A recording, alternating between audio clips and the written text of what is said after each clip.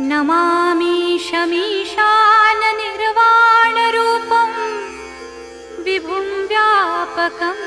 ब्रह्मवेदस्वरूपम् अजं निर्गुणं निर्विकल्पं निरीहं चिदाकाशमाकाशवासं भजेऽहम् निराकारमोङ्कारमूलं तुरीयं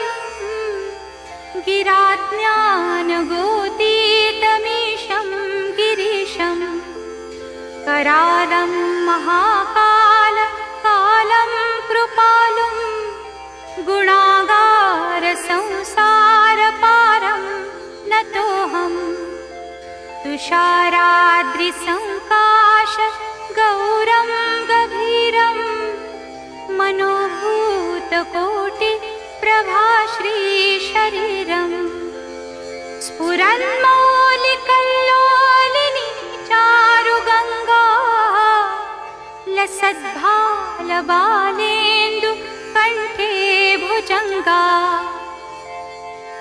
चलत्कुण्डलं भ्रूसुनेत्रं विशालं प्रसन्नाननं नीलकण्ठं दयालुं मृगाधीशचर्माम्बरं मुण्डमालं प्रियं शङ्करं सर्वनाथं भजामि प्रचण्डं प्रकृष्टं प्रगल्भं मरीशम् अखण्डं मजं भानुकोटिप्रकाशम्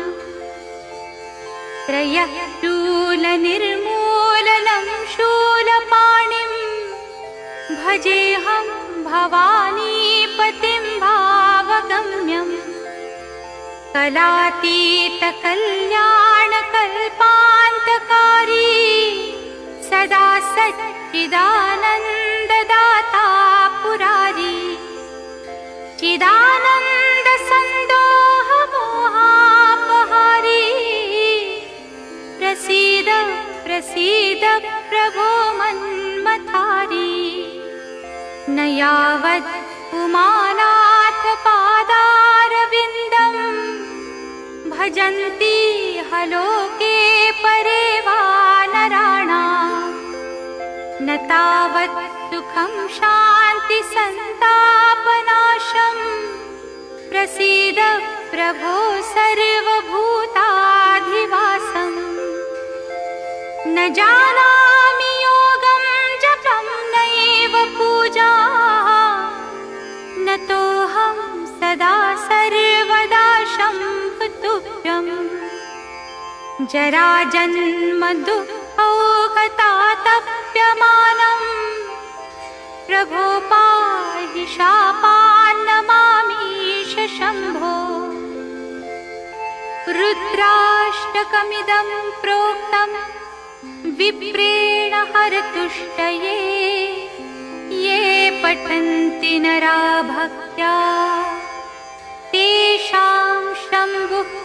प्रसीदति इति श्रीमद् रामायणे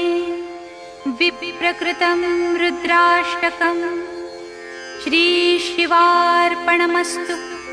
ॐ शान्ति शान्ति शान्ति।